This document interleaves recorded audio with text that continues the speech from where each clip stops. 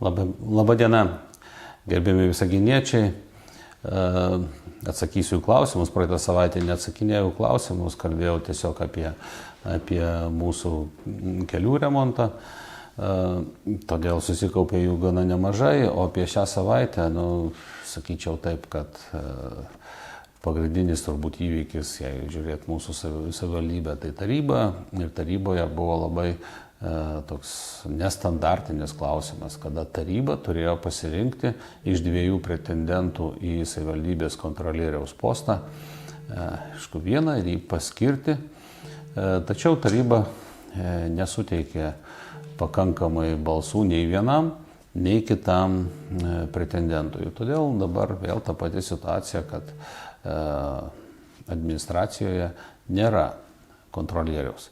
Gana keista situacija, kada ypač iš tų tarybos narių, kurie dažnai sako, kad yra kažkas slepiama, kažkas nekontroliuojama ir taip toliau, tačiau sudaro patys tokią situaciją, kad kontrolieriaus nebūtų. Tai pirmiausia, pavasarį nepaskyrė, ta prasme, net nepaskyrė, bet taip pabendravo su pretendentu, kad pretendentas atsisakė laikinai vykdyti kontrolieriaus funkcijas. Dabargi nepaskyrė vėl nei vieno ir eisim vėl į konkursą, kad surasti kitus pretendentus. O tai trunka laiko ir nemažai laiko ir po to kalbam apie tai, kad kažkodėl tai nėra kontrolės. Tai gana keista situacija, kurios aš tikrai nesuprantu. Apie kitus dalykus tai tikrai labai dažnai tenka būti dabar Vilniuje. Praktiškai Vilniuje praleidžiu 2/3 savaitės, nes ruošiamas vyriausybės sprendimas dėl pritarimo laisvosios ekonominės zonos įstatymo projektui. Ir tai intensyvus labai laikas, kadangi ekonomikos ministerija turi užsidėjus savo tokį tikslą, kad kitoj savaitėje jau pateikti vyriausybei svarstyti šitą įstatymo projektą. Tai tenka važinėti po ministerijas, kalbėti su atstovais tam, kad įtikinti, kad tikrai siekiame gerų tikslų ir matome tame tikrai gerą ateitį. Ne tik mūsų savivaldybei, bet visam šitam Lietuvos šiaurės rytų regionui. Taigi dabar atsakysiu į tuos klausimus, kuriuos gavau. Kokią naudą miestui duos laisvoji ekonominė zona? Aš gal netiek daug esu išsiplėtęs apie tai, tačiau tikrai dauguma jau ir girdėjo ir iš manęs, ir šiaip yra pasiskaitę, ką reiškia laisvoji ekonominė zona. Tai pirmiausia, tai noriu pasakyti, kad kalbantis apie mūsų savivaldybę, tai pilnai atitinka mūsų strateginius tikslus. Strateginiai tikslai eiti inovatyvios pramonės keliu, kurti darbo vietas. Ir esame įvardinti kaip Utenos regione antrasis ekonomikos centras po Utenos, todėl tai visiškai tinka su mūsų strateginiais planais. Kalbantis apie galimybės, taigi šitoje teritorijoje norintys investuoti verslininkai, kurie galėtų pastatyti gamyklas su darbo vietomis, jiems siūloma, kad investavę jie dar 10 metų visiškai nemokėtų pelno mokesčio ir po to dar 6 metus pelno mokestis būtų sumažinamas 50%. Tai per pus. Tai tikrai labai patrauklios sąlygos mokestinės, nes tai yra tikrai labai dideli pinigai bet kuriai investuojančiai įmonei. Jeigu kalbant apie pasiūlą, tai mes ir tas būsimas operatorius šitos laisvosios ekonominės zonos nebus įpareigoti vykdyti konkursus, aukcionus tam, kad galėtų investuoti kažkoks investuotojas ir statyti savo gamybinės kažkokias patalpas, ką dabar valstybinėje žemėje, norint, net ir ateina tikrai geras investuotojas, mes turime skelbti konkursą, kad jisai ten laimėtų ir taip toliau. Tai laisvoje ekonominėje zonoje tiesiog anuliuojama ir galima gauti sklypą čia ir dabar iš karto ir pradėti investicijas. Kalbantis apie pačios savivaldybės, šalia viso to gyvybingumo, kad atsiranda darbo vietos, atsiranda daugiau žmonių ir taip toliau, tai dar yra ir papildomų galimybių, tai tokių kaip finansavimas infrastruktūros, ne tik per vieną ar kitą ten ministeriją, tačiau jeigu laisvoji ekonominė zona, netgi kelių finansavimą remontą jau galima gauti ne tik iš susisiekimo ministerijos, bet ir iš ekonomikos ministerijos. Tai jau galimybė. Kalbantis apie kitus finansavimo galimybės, kaip infrastruktūros lygiai tas pats, atsiranda kitos biudžetinės eilutės ir kitos tikrai potencialios galimybės.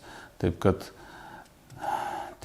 tai yra neabejotinai mūsų savivaldybės ir viso šito krašto Lietuvos strateginė ateitis, juolab, kad žiūrint nuo Kauno į rytus, daugiau nei vienos laisvosios ekonominės zonos Lietuvoje nėra. Ar po pastatų remonto bus gražinti visi dabartiniai patalpų nuomininkai į patalpas Vilties gatvė 1 ir buvusios pirties pastate? Tai apie Vilties gatvės 1 tikrai dabar ieškome, kaip iškraustyti tas esamas įstaigas kartu su besinaudojančiais tomis patalpomis žmonėmis į kitas patalpas, tol kol bus daromas čia remontas. Nebejoju, kad surasim tokias patalpas ir po remonto visi tie žmonės vėl galės grįžti jau į Vilties 1. Jeigu kalbėti apie Taikos 23, tai ten yra komerciniais pagrindais išsinuomavę patalpas klubai, jie dabar yra iškraustomi ir po remonto taip pat bus galima pasiūlyti jiems taip pačiai komerciniais pagrindais nuomotis tas patalpas, jeigu jie to norės. Jūs sakėte, kad policija baudžia tuos, kurie kiekvieną vakarą miesto gatvėse rengia automobilių lenktynės. Tačiau šios lenktynės ir toliau reguliariai vyksta. Na, mes kalbėjomės ir su policija, tikrai kiekvieną kartą, kiekvienoje vietoje aprūpinti, kad būtų policininkas, jis pamatytų ir sugebėtų sustabdyti, neįmanoma, todėl dar kartą prašau. Padėkite kaip savivaldybei, taip ir policijai, jeigu matote, kad vyksta tokie nelegalūs veiksmai, nufotografuokite, nufilmuokite, siųskite į policijos tinklalapį, paskambinkite į 112 ar siųskite nuotraukas Tvarkau miestą, mes jau čia susidėliosim ir nubausime pažeidėjus. Kodėl savivaldybė planuoja nupirkti ligoniniai ultragarso diagnostikos aparatą? Ar pirmiausia nereikėtų aprūpinti ligoninę deguonies aparatais ir atnaujinti fizioterapijos skyriaus įrangą, kuri yra pasenusi? Na, matot, čia pas mus tie gandai sklinda greičiau, negu kokie nors sprendimai yra priimami. Tai turiu omeny tai, kad vienas tarybos narys parašė raštą, kad galvoja, kad reikėtų nupirkti ultragarso aparatą į ligoniniai. Tai yra geras pasiūlymas, tačiau dėl vieno pasiūlymo jokių sprendimų taip nepriimama ir aš manau, kad ligoninė turi savo vadovybę, savo direktorių ir direktorius suformuluos visą tos paramos poreikį, ko reikia. Kolektyvas žino, kas yra pasenę, kas yra pirmo prioriteto, ko reikia galbūt, bet gali ir šiek tiek palaukti. Taigi paraiškas priimame iš ligoninės vadovybės ir beje iš visų kitų įstaigų taip pat. Ir tada galvojame, kiek ir kaip galime padėti. Tai čia bus tas pats. Šiais metais taip pat gavome paraišką iš ligoninės, kad reikėtų maždaug 400 000 prisidėti prie jų veiklų. Ta esame padarę. Jeigu bus poreikis kitiems metams, svarstysime ir apie kitus poreikius, tačiau tik pagal pačios vadovybės suformuluotus poreikius. Porą savaičių žolės pjovimo grafikas daugiabučių kiemuose buvo skelbiamas penktadieniais, tačiau šią savaitę jis buvo paskelbtas pirmadienį, kai daugelį kiemų žolė jau buvo pradėta pjauti. Na, tikrai žinau, kad tokios situacijos būna, tačiau prašau ir atleisti ir tos žmonės, kurie negali nuspėti oro į priekį, taip tiksliai pasakyti grafiko, nes įsiterpia tokios sąlygos kaip lietus, kaip vėtra ir taip toliau ir iškraipo tuos grafikus. Todėl tie grafikai stengiamasi operatyviai juos keisti, tačiau ne visada pavyksta būtent penktadienį. Jeigu gavote pirmadienį, tai tik tai rodo, kad žmonės stengiasi pateikti grafikus. Ar šiemet į neformaliojo švietimo būrelius galima registruotis tik per centralizuotą internetinę sistemą? Gal tai galima padaryti ir pačiose įstaigose? Taip, šiais metais stengiamės palengvinti tėveliams, kad jie nereikėtų atvykti į pačias įstaigas ir užsiregistruoti per internetinę sistemą. Tačiau jeigu to nespėjote, nepadarėte arba dėl kažkokių priežasčių jums to nepavyko, tai atvykite į pačią įstaigą, ten specialistai jums tikrai padės ir priims paraiškas. Jūs žadėjote, kad visame Taikos prospekte bus sutvarkytos šaligatvių plytelės. Kada gyventojai pagaliau nustos ten laužyti batų kulniukus ir kojas. Tikrai taip darom viską, kad kiek įmanoma greičiau tie projektai eitų, jų eiga būtų sparti, efektyvi ir kokybiška, tačiau daug yra tačiau. Tai tokie, kad gavom finansavimą. Tam truko tikrai daug laiko, daug įrodinėjimų ir gavom. Po to turi būti tas statybos darbas suprojektuotas. Tai šiuo atveju nepasisekė, pirmasis viešųjų pirkimų konkursas neįvyko, kadangi negavome nei vieno pasiūlymo. Teko skelbti dar kartą, jau laikas nusitęsė. Taigi dabar turime projektuotoją. Projektuotojas projektuoja, labai tikimės, kad jis suspės tą padaryti laiku ir kokybiškai, tada bus ekspertizė ir pasitvirtinsim projektą. Tada vėl po projekto reikės nupirkti pačius statybos darbus. Labai tikimės, kad neįvyks kažkokių tai aplinkybių, kada vėl neįvyktų konkursas. Taigi, jeigu įvyks konkursas ir gausime rangovą, vėl tikimės, kad tai bus geras rangovas, kokybiškai ir laiku dirbs. Tačiau labai daug tačiau. Ir jeigu dabar pagal dabartinį grafiką viskas vyktų sklandžiai, tai kitais metais jau šitie darbai bus vykdomi ir tikėtina, kad net ir didžioji dalis bus įvykdyta.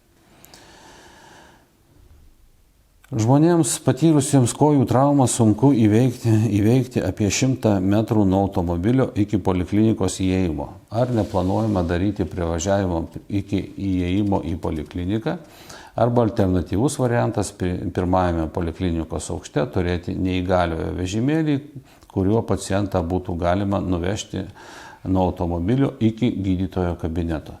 Tai klausimas iš dviejų dalių, ar planuojame daryti privažiavimą prie pat durų, tai neplanuojame ir šiais metais jau tikiuosi bus daromi darbai, o gal net ir užbaigti dėl įėjimo į polikliniką, tai bus naujos durys šiuolaikinės, tačiau privažiavimo neplanuojame daryti.